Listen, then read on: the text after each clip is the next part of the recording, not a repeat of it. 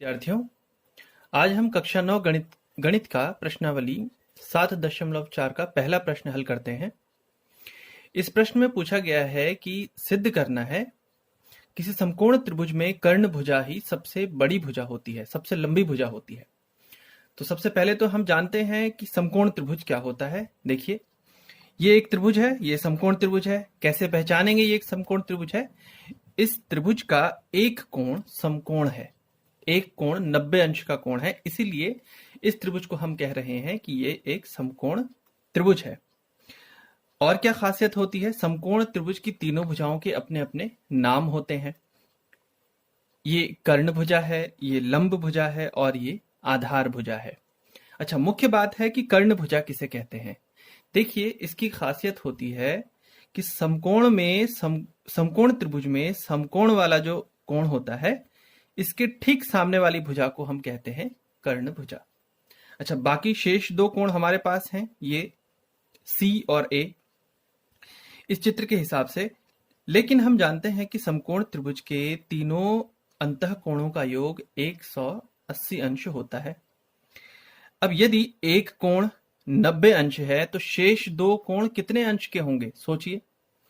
हाँ, इन दोनों को जोड़ करके 90 मिलेगा, तभी तो ये तीनों कोणों का जोड़ 180 होगा। यानी कि C और A 90 अंश का कोण छोड़कर बाकी जो दो कोण बचते हैं वो पूरक कोण होंगे। यानी इन दोनों का जोड़ 90 अवश्य होगा, तभी इन दोनों का जोड़ 90 और ये 90 और तीनों को मिलाकर होगा 180। अच्छा, तो एक बात तो यहां से निश्चित हो जाती है कि इस समकोण त्रिभुज में चाहे आप A कोण की बात करें, चाहे आप C कोण की बात करें, ये दोनों ही कोण A और C 90 से कम जरूर होंगे। यानी A या C दोनों ही न्यून कोण होंगे और हाँ, इन दोनों को जोड़ करके 90 जरूर आता होगा। ये बात समझने की है। अब दूसरी बात ये देखें, इसका मतलब ये बनता है कि B कोण ही इस त्रिभुज में सबसे बड़ा कोण है। और हम तो जानते ही हैं सबसे बड़े कोण के सामने वाली भुजा ही सबसे बड़ी होती है। ये हम प्रमेय 7.7 से जानते हैं। इसमें इस बात का जिक्र है, इसको सिद्ध किया गया है कि किसी त्रिभुज में बड़े कोण की सम्मुख भुजा बड़ी होती है। तो इस हिसाब से हमें मालूम है इस समकोण त्रिभुज में सबसे बड़ा कोण है B कोण, इसके ठीक सामने वाले भुजा ही सबसे बड़ी होगी। यानी सवाल स्वतः सिद्ध हो गया कि समकोण त्रिभुज में सबसे बड़े कोण के सामने वाली भुजा अर्थात कर्ण भुजा, कर्ण ही सबसे बड़ा होता है। इसे हम इस तरह से लिख सकते हैं। अच्छा, ये तो है समझने की बातें। अब इस तरह से इस बात को दर्शा सकते हैं या सिद्ध कर सकते हैं या समझ सकते हैं। लेकिन यदि आप इसको संकेतों के माध्यम से या सरल तरीके से दिखाना चाहें तो किस तरह से करेंगे? देखें, सबसे पहले एक बात तो आपको ये स्पष्ट हो गई होगी कि A और C, चाहे हम किसी भी कोण की बात करें, वो दोनों ही B कोण से छोटे होंगे। यानी मैं ऐसा लिख सकता हूं कि कोण A छोटा होगा कोण B से।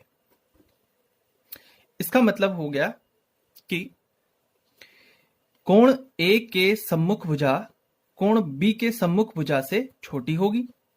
यानी देखिए, कोण A के सम्मुख भुजा कौन है? कोण A के सम्मुख भुजा है BC। तो हम कहेंगे BC भुजा कोण B के सम्मुख भुजा कौन है? कर्ण यानी AC। AC से छोटी होगी। AC क्या है? कर्ण भुजा। ठीक इसी प्रकार आपको मालूम है कोण C भी B से छोटा होगा। कोण C कोण B से छोटा होगा, क्योंकि एक समकोण त्रिभुज में समकोण ही सबसे अधिकतम माप का कोण होता है। यानी C के सम्मुख भुजा B के सम्मुख भुजा से छोटी होगी। C के सम्मुख भुजा कौन है? AB। AB कोण B के सम्मुख भुजा है कर्ण यानी AC। तो देखिए, इन दो संबंधों को आप देखिए, एक इसे और इसे। इसमें क्या समझ में आता है कि BC AC से छोटी भुजा है, और यहां क्या समझ में आता है कि AB AC से छोटी भुजा है। इसका क्या मतलब हुआ? AC BC तथा AB दोनों से ही बड़ी भुजा है, अर्थात AC क्या है? कर्ण। कर्ण भुजा ही समकोण त्रिभुज में सबसे बड़ी भुजा होती है। तो इस तरह से प्रश्न 1 हल हुआ। प्रश्न 2 में पूछा गया है, आकृति 7.48 में त्रिभुज ABC की भुजाओं AB और AC को क्रमशः बिंदुओं P और Q तक बढ़ाया गया है, साथ ही कोण PBC कोण QCB से छोटा है। दर्शाइए कि AC AB से बड़ी भुजा है। तो इसे किस तरह से हल करेंगे? देखिए, प्रश्न 2 का हल। इस प्रश्न में हमें दिया है कोण PBC यानी ये कोण, इस कोण की बात हुई है। यह कोण QCB से छोटा है। QCB देखिए, ये रहा QCB, इस कोण की बात हुई है। QCB कोण बड़ा है और PBC कोण छोटा है, और इस प्रश्न में हमें सिद्ध करना है कि AB भुजा, ये वाली भुजा, ये भुजा AC से छोटी होगी, ऐसा हमें दिखाना है। देखें किस तरह से इसे हम सिद्ध कर सकते हैं। सबसे पहले तो देखिए, ये एक त्रिभुज है और इस त्रिभुज की AB भुजा को बढ़ाया गया था, अर्थात ये बाहर तरफ जो बना हुआ ये कोण है, यानी PBC कोण जो है ये एक बहिष्कोण है। ठीक इसी प्रकार QCB, ये भी AC भुजा को बढ़ाने पर प्राप्त हुआ है। QCB ये भी एक बहिष्कोण है, और हम पिछली कक्षाओं से, कक्षा 8 से भी जानते हैं कि एक बहिष्कोण दो सुदूर अंतःकोणों के योग के बराबर होता है। किसी त्रिभुज का एक बहिष्कोण दो सुदूर, सुदूर का अर्थ हुआ, देखिए त्रिभुज तो ये रहा और इस त्रिभुज के 3 अंतःकोण हैं, 1, 2 और 3।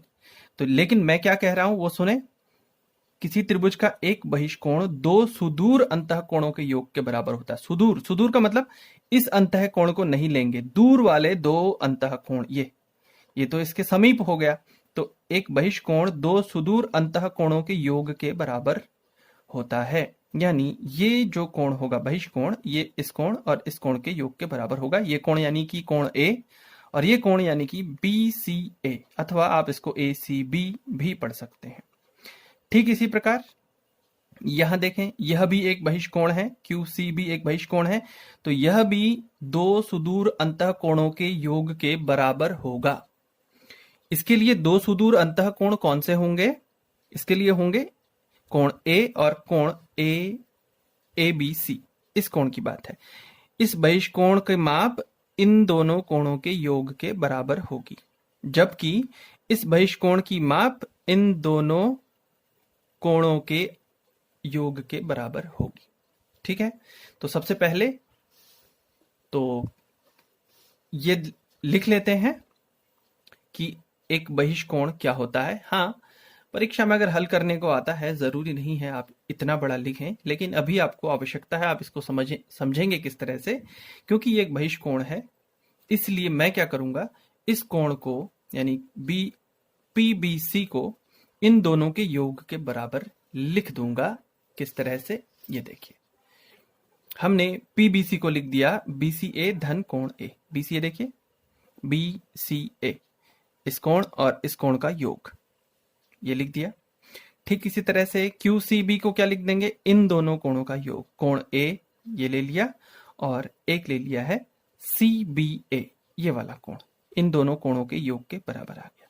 अब ये दोनों मान यानी कि कोण PBC का मान और कोण QCB का मान वापस इसमें रखते हैं, ये एक असमीका है, ये रहा। अब देखिए, इसमें दोनों ही तरफ कोण A आया है, इस तरफ भी इस तरफ भी।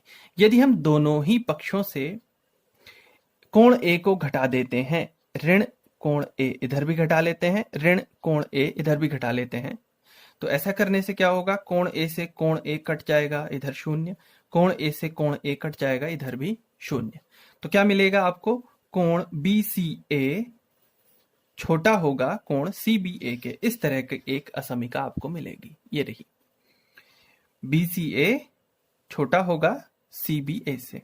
अब देखिए BCA कोण छाटे, देखिए क्या है यहां पर BCA, वापस आते हैं।